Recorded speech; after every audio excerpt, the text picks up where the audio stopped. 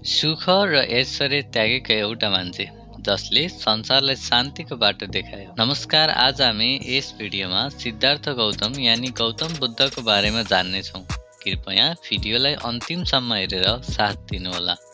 आजभन्दा करिब 2600 वर्ष अघि हिमालको फेदीमा रहेको सानो राज्य कपिलवस्तुमा एक राजकुमारको जन्म भयो।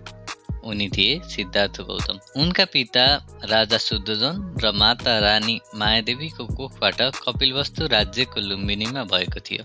जब बुद्ध माता रानीको कोखमा थिए, उनको सपनामा सेतो हात्ती आएर उनलाई 3 पटक परिक्रमा गरेर आफ्नो पेटभित्र छिरेको थियो, जसलाई अत्यन्तिक शुभ सङ्केत मानिन्छ। यो कुरा जब रानीले राजालाई सुनाइन्, राजाले दरबारमा भोज लगाउँदै आफ्नो ऋषिहरूलाई दान भोजन गरेका थिए र ऋषिहरूले पछि गएर राजकुमार कि त ठुलो राजा बन्ने कि त राजकोष त्यागेर ठुलो धर्मगुरु बन्ने भनेर भविष्यवाणी गरेका थिए। सिद्धार्थ जन्मिएपछि पृथ्वीमा ठुलो कम्पन आएको थियो र उनी जन्मिने बित्तिकै 7 पाइला हिँडेका थिए। 7औं दिनमै माता रानी देवीको मृत्यु भएपछि सिद्धार्थको पालन पोषण महाप्रजापति गौतमीले गर्नुभयो। राजाले सिद्धार्थ के कारणले राज्य त्याग गर्छन् भनेर ऋषिहरूलाई सोद्धा ऋषिहरूले उनले दुखी मरेको मान्छे बिरामीलाई देखेर यो निर्णय लिनेछन् भनेका थिए।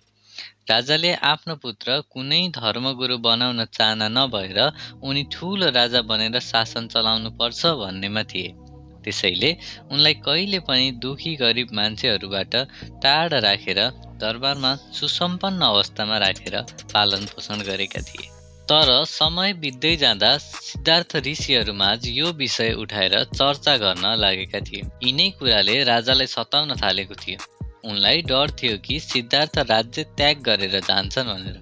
यसै क्रममा एक ऋषिले सिद्धार्थलाई विवाह गरिदिने र उनी सांसारिक जीवनमा भएपछि उनीप्रतिको यो धारणा नरहने सुझाव दिए। यो कुरा राजालाई पनि मन पर्यो। राजाले राजकुमारी यशोधरासँग उनको विवाह गरिदिए। केही समयपछि उनको पुत्र राहुलको जन्म भयो, तर सिद्धार्थलाई भने मनको शान्ति मिलेको थिएन। 29 वर्षको उमेरमा सिद्धार्थले पहिलो पटक दरबार बाहिर भ्रमण गरे। त्यो यात्रामा उनले 4 दर्शन देखे।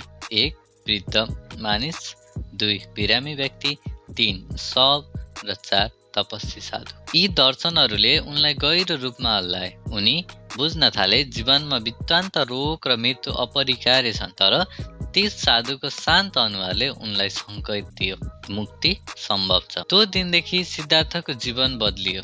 उनी सोच्न थाले के दुःखबाट मुक्ति पाउने बाटो छैन। तर सिद्धार्थले बुझिसकेका थिए साँचो शान्ति सांसारिक बन्धनमा छैन। एक शान्त रातमा उनले पत्नी र पुत्रलाई निन्द्रामा देखे। मौन रूपमा अन्तिम नजर हारी र दरबार छोडेर अन्धकारमा हिँड्न थाले। उनले राजकीय वस्तु फुकालेर कपाल काटे, एउटा साधारण वस्त्र लगाएर तपस्वी जीवन सुरु गरे।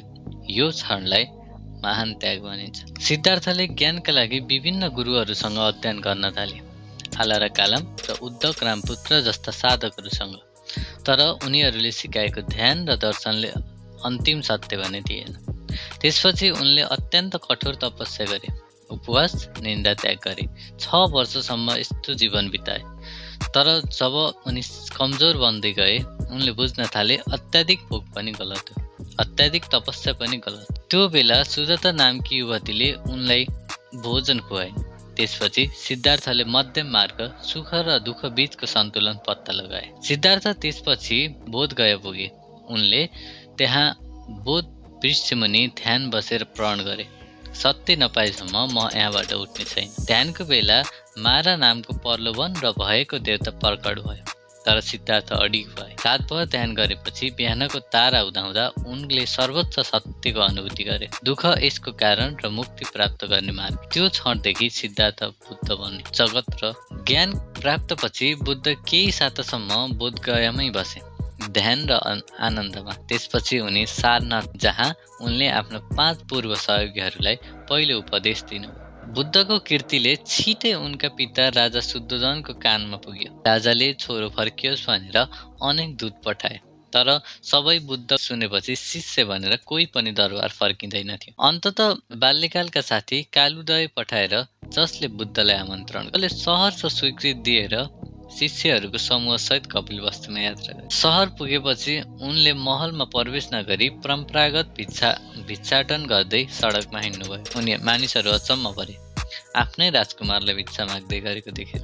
यो देखेर राजा शुद्धोधनले सोध्नुभयो, यस्तो किन गरेको भनेर। बुद्धले मुस्कुराउँदै जवाफ दिनुभयो, म अब राजकुमार होइन पिता, यो त बुद्धहरूको परम्परा हो। भिक्षाटन विनम्रताको प्रतीक हो। राजा नतमस्तक भए, अभिमान प्रेममा परिणत भयो। महलभित्र यशोधरा मौन बसिन्। त प्रवेश गरेपछि मात्र उनले आँसुका साथ उनका चरणमा नतमस्तक भइन्। त्यो बेला सानो छोरा राहुल दौडिँदै आएर भने, पिताजी, मलाई मेरो सम्पत्ति दिनुहोस्। बुद्धले मुस्कुराउँदै उत्तर दिए, हो राहुल, म तिमीलाई सत्यको सम्पत्ति दिनेछु। राहुल पछि बौद्ध सङ्घका सबैभन्दा कान्छो भिक्षु भने। राजा शुद्धोधनले बुद्धको उपदेश सुनेर निर्वाण प्राप्त गर्नुभयो। पछिल्ला 45 वर्षमा बुद्धले भारत र नेपालका विभिन्न स्थानमा भ्रमण गर्दै धर्म सिकाउनुभयो। प्रेम, ध्यान र आत्मज्ञानको बाटो। उनले सङ्घ स्थापना गर्नुभयो, भिक्षु र भिक्षुणीहरूको समुदाय जहाँ जात, धर्म र लिङ्गको कुनै भेदभाव थिएन। राजादेखि सामान्य किसानसम्म सबैले उनको शिक्षा स्वीकार गरे। बुद्धले भन्नुहुन्थ्यो, सत्य सबैका लागि हो, जसले खोज्छ उसैले पाउँछ। 80 वर्षको उमेरमा बुद्ध बिरामी पर्नुभयो। चुन्दा नामक लोहारले दिएको अन्तिम भोजपछि उनी आफ्नो शिष्यहरूलाई शिक्षा दिन रहिरहे। उनी कुशीनगर पुगे, जहाँ 2 साल बीच सुतेर शान्त मुद्रामा अन्तिम सन्देश दिनुभयो। सबै वस्तु अन्त्य छन्, आफ्नो मृत्यु तपाईँले आफै प्राप्त गर्नुपर्छ। त्यसपछि बुद्धले परिनिर्वाण प्राप्त गर्नुभयो, पुनर्जन्म र दुःखको चक्रबाट पूर्ण मुक्ति। उनको अन्त्येष्टिपछि अस्थिहरू विभाजन गरी विभिन्न स्तूपहरूमा राखिए, जो आजसम्म बौद्ध जगतको पवित्र प्रतीक। धन्यवाद। आजको भिडियो तपाईँलाई कस्तो लाग्यो? कृपया राम्रो लाग्यो भने सल्लाह, सुझाव र प्रतिक्रिया दिनुहोला।